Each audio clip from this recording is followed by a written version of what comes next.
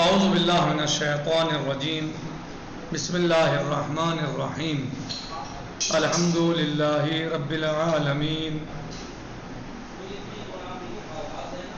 باعث الانبیاء والمرسلین بارع الخلائق اجمعین ثم الصلاة والسلام علی سید الانام محمد وآلہ البررة الکرام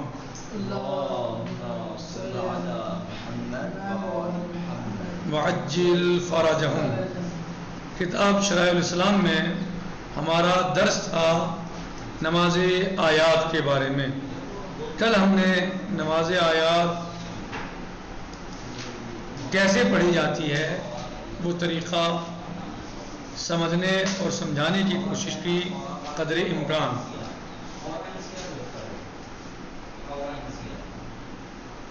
اور اس سے پہلے ہم نے پڑھا کہ نماز آیات کب واجب ہوتی ہے، اس کے اسباب کیا ہیں۔ پھر ہم نے پڑھا کہ اس کا وقت کیا ہے، صحیح، یہ سب ہم گزشتہ دروس میں پڑھ چکے ہیں۔ آج ہم اس کے مستحبات کے بارے میں پڑھتے ہیں۔ مستحبات صلاۃ آیات، صلاۃ الآیات، نماز آیات کے مستحبات۔ وَيُسْتَحَبُّ فِيهَا اے يُسْتَحَبُّ فِي صلاۃ الآیات، مستحب ہے نماز آیات میں الجماعہ، جماعت کا کیا، جماعت مستحب ہے، یعنی مستحب ہے کہ آپ نماز آیات کو جماعت سے پڑھیے، مستحب ہے۔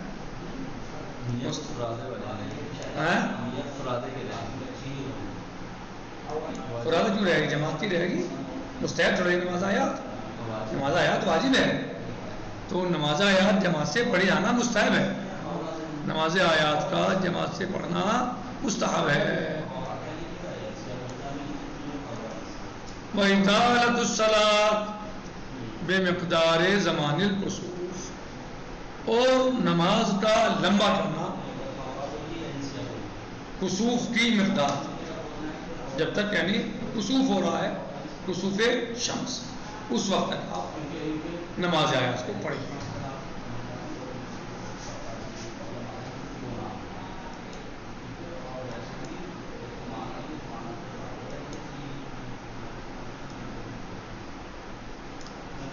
وَأَن يُعِيدَ الصَّلَاةَ، اور نماز کا اعادہ کرے ان فرغ قبل الانجلاء، نماز کا اعادہ کرے اگر فارغ ہو گیا ہے انجلا سے پہلے، انجلا نہیں جو اس کا پورا ہو گیا، سورج دوبارہ سے پورا ہو گیا ہے، یعنی پڑھنا شروع ہو گیا، انجلا یعنی پڑھنا پورا ہو جانا اس کا سورج ٹکیا جو ہے اس کی، مستحب ہے کہ آخری وقت تک نماز کو لمبا کیا جائے۔ وَأَن يَكُونَ مِقْدَارُ رُكُوعِهِ بِمِقْدَارِ زَمَانِ قِرَأَتِهِ، اور اس کے رکوع کی مقدار جو ہے وہ کتنی ہو، بے مقدار زمان قرأتِهِ، اس کی قرأت کی مقدار کے اعتبار سے، وقت کے اعتبار سے کہہ رہے ہیں کہ مستحب ہے کہ رکوع کی مقدار جو ہے، اس میں رکوع میں ٹہرنے کی مقدار اتنی ہو جتنی قرأت کی مقدار ہے۔ اگر ایک آدمی سورہ بقرہ پڑھا ہے قرأت میں، تو رکوع میں بھی اتنی دیر وہ رہے، جتنی دیر قرأت کی ہے اتنی دیر رکوع میں رہے۔ وَأَن يَقْرَأَ السُّوَرَ الطِّوَالَ مَعَ سِعَةِ الْوَقْتِ، اور مستحب ہے کہ لمبے سورے پڑھے، کیا مستحب ہے، لمبے سورے پڑھے اگر وقت میں وسعت ہے۔ مستحب ہے ان یقرأ السور الطوال مع سعة الوقت، مستحب ہے کہ اگر وقت میں گنجائش ہے، وقت میں وسعت ہے تو لمبے سورے پڑھے جائیں۔ وَيُكَبِّرَ عِنْدَ كُلِّ رَفْعَةٍ، رفع راس من كل رکوع، اور تکبیر کہے ہر رکوع سے سر اٹھاتے ہوئے، رکوع سے سر اٹھاتے ہوئے تکبیر کہے۔ وَأَن يُكَبِّرَ عِنْدَ كُلِّ رَفْعٍ رَأْسٍ مِنْ كُلِّ رُكُوعٍ، اور تکبیر کہے رکوع سے سر اٹھاتے ہوئے، إِلَّا فِي الْخَامِسِ وَالْعَاشِرِ، مگر پانچویں اور دسویں میں، جو 5ویں رکوع اور 10ویں رکوع. وہاں کیا جائے گا؟ فَإِنَّهُ يَقُولُ سَمِعَ اللَّهُ لِمَنْ حَمِدَهُ. وَإِنْ يَقْنُتْ 5 قنوتات اور ہر رکعت میں 5 قنوت پڑھے گا. ٹھیک. الحمد سورہ پھر الحمد سورہ دوسرے میں قنوت، پھر بیچ میں الحمد سورہ، اس طرح جو ہے وہ یعنی کیسے؟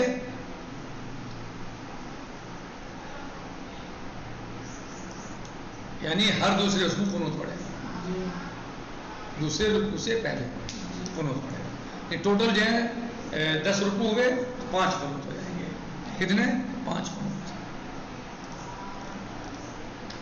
وَأَمَّا حُکْمُهَا، حکم کیا ہے نماز آیات کا؟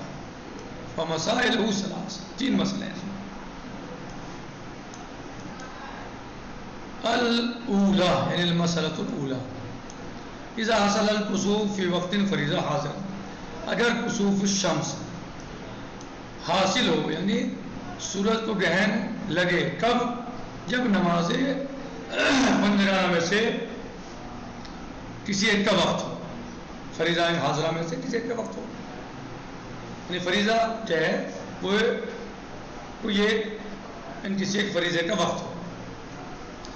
کان مخیرن فی الاتیان بایہما شاء، تو اختیار ہے اسے کہ جس کو چاہے پہلے انجام دے دے.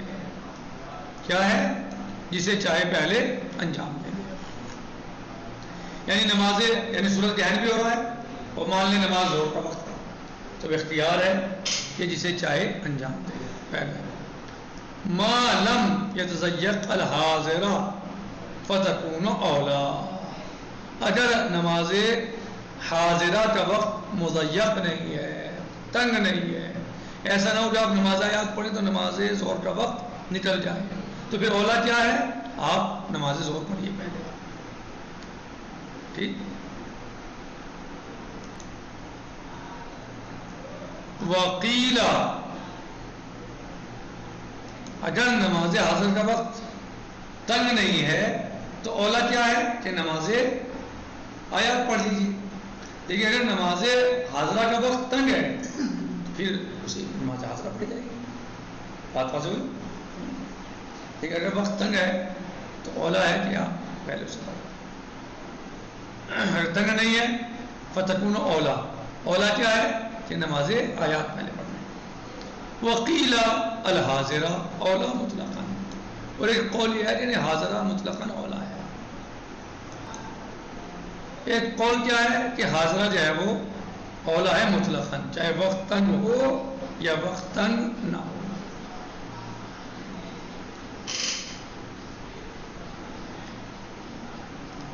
الثانی والاول اشبہ، اور پہلے والا جو ہے وہ صاحب شرائع فرماتے ہیں کہ پہلے والا جو قول ہے وہ اشبہ ہے.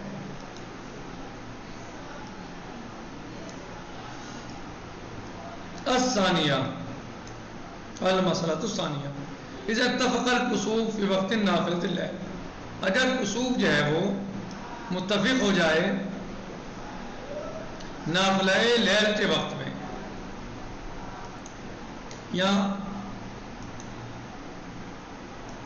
یہاں پر خسوف سے مراد خسوف القمر لیا.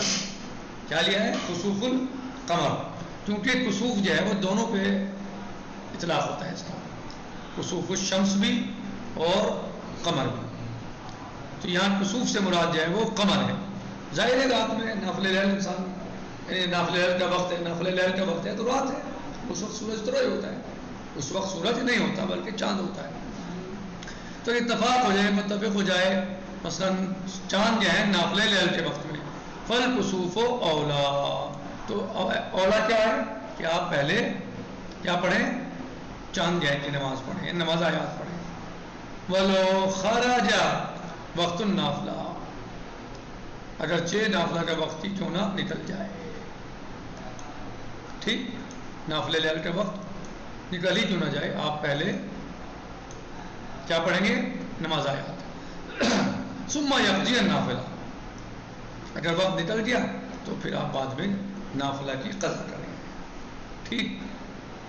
الثالثہ یعنی المسألۃ الثالثہ یجوز ان یصلی صلاۃ الکسوف علی الازہر الدابہ وماشیا، جائز ہے نماز آیات کا پڑھنا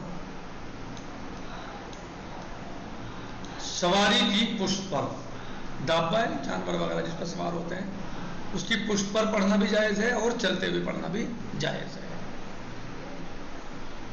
نماز کسوف کو پڑھنا جائز ہے دابے کی چوپائے کی پشت پر اور چلتے ہوئے جائز ہے۔ وقیل لا یجوز، ایک قول ہے کہ جائز یہ نہیں ہے، جائز نہیں ہے۔